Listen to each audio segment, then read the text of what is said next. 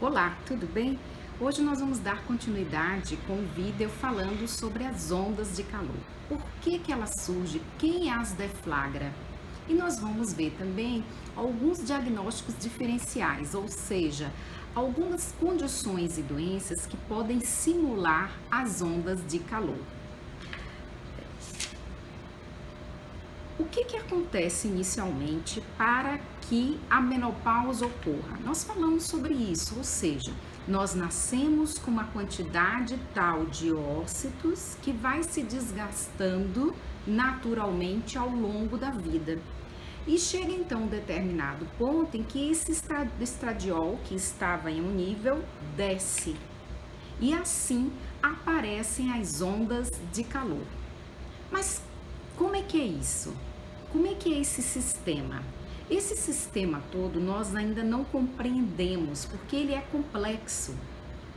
Nós sabemos que há a ação dos ovários, que diminui então a quantidade dos oócitos e, consequentemente, diminui a produção do estrógeno, fazendo com que mande a informação para o cérebro e o cérebro então libera mais FSH, mais LH, tentando ver se esse ovário responde. Só que chega um ponto que os ovários não respondem mais, eles passam a não serem responsivos a essa ordem dada a eles lá no cérebro. Então, sabemos que há a ação dos ovários e há também a ação do sistema nervoso central. Para aí a pessoal da área de saúde, nós poderíamos detalhar um pouquinho mais. Então, é uma redução do estradiol, mas não é só a baixa do estradiol. Se fosse assim, as crianças que têm uma baixa de estrógeno até que chegue o tempo de menstruar, que entre na puberdade, também teriam as ondas de calor.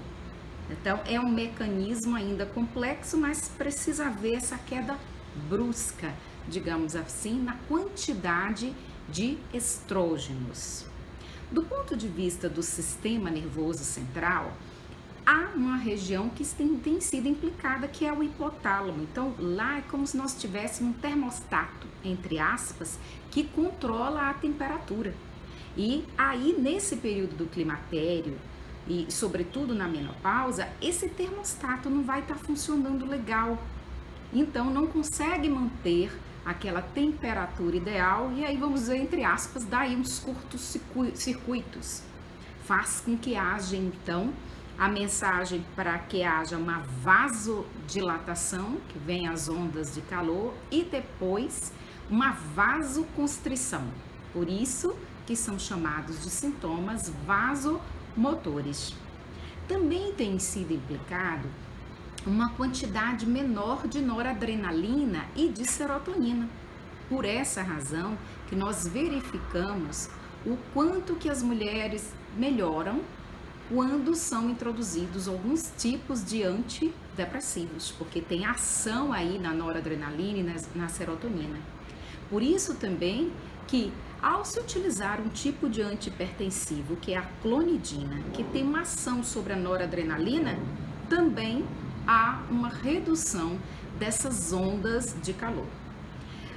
Durante muito tempo, pensávamos que quando houvesse o pico do LH, quando há esse pico de LH, coincidia com o pico das ondas de calor. Mas isso não explica tudo, porque ao retirar o hipotálamo, digamos, por um acometimento de um tumor, a pessoa continua tendo as ondas de calor.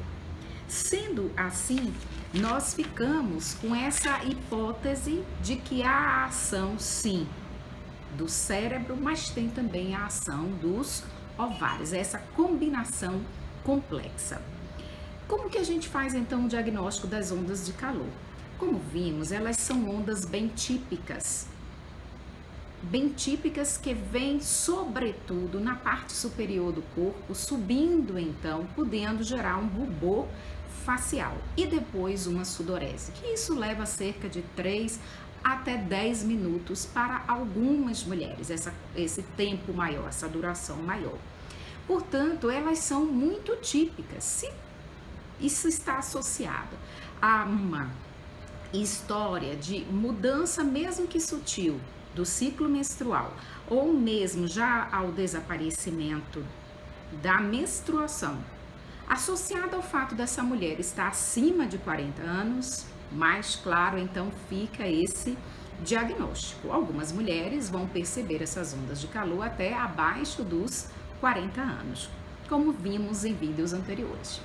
Os exames laboratoriais para o diagnóstico de ondas de calor, de maneira geral, não são necessários, porque elas são bastante típicas, mas o FSH vai estar, aumentando e o estradiol descendo.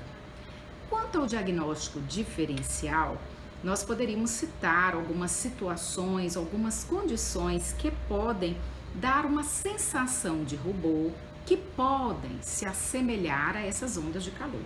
Por exemplo, uma pessoa que tem o hipertiroidismo, uma pessoa que tem um tumor chamado feocromocitoma, uma pessoa que tem a síndrome carcinoide, que está relacionado a alguns sintomas e sinais de câncer. Alguns momentos, durante o diabetes mellitus, você pode ter então essa sensação de rubor facial quando esse diabetes aí está, digamos assim, em crise. Nós podemos ter infecções que podem sugerir como se fosse essa sensação, digamos assim, de rubor, como por exemplo a infecção por bactérias. De repente nós temos uma pessoa muito ansiosa, quem sabe até com a síndrome do pânico, e que podem então confundir um pouco, embora, como já falamos, essas ondas de calor, elas são bastante típicas.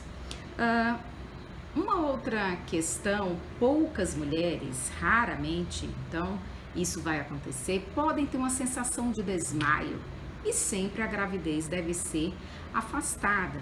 Lembrando que se ainda não tem um ano que essa menstruação foi embora, podemos ter alguma ovulação. Então a situação de gravidez deve ser sempre afastada numa condição que possa estar aí nessa dúvida, ou nesse período, digamos assim, até um ano após a data da última menstruação.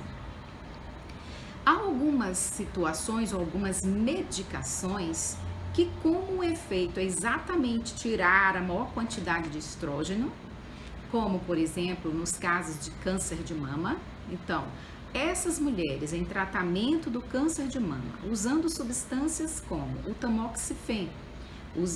tamoxifeno ou usando aromatases, podem ter as tais ondas de calor. Um detalhe que gostaria de chamar a atenção são para pacientes que estão usando o anticoncepcional combinado, então a pílula. Isso pode gerar alguma confusão no sentido de descobrir se essa menopausa já começou.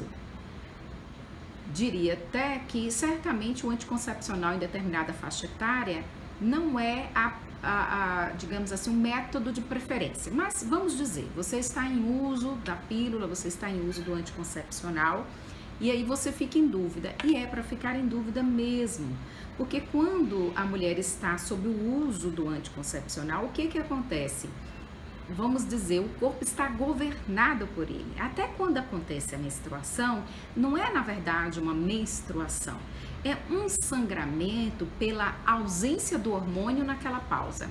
Então, que dica nós daríamos para você? Se você está em uso do anticoncepcional, naquele intervalo, naquela pausa, você deve então fazer o FSH no último dia da pausa. E aí? Se esse resultado de FSH for acima de 40 unidades por ml, a gente vai inferir, vai fazer essa suspeita diagnóstica de forma forte que se trata da menopausa. Mas se o FSH ainda estiver abaixo de 40 miliunidades por ml, nós vamos então dizer para você que você ainda pode engravidar, ok? Bom, esse vídeo ele foi curto para a gente complementar um pouquinho, falar de diagnósticos diferenciais das ondas de calor. que por si só dizem quem elas são. Como que você vai reconhecer as ondas de calor? Não se preocupe, elas vão falar por si só. Muito obrigada, até o próximo vídeo.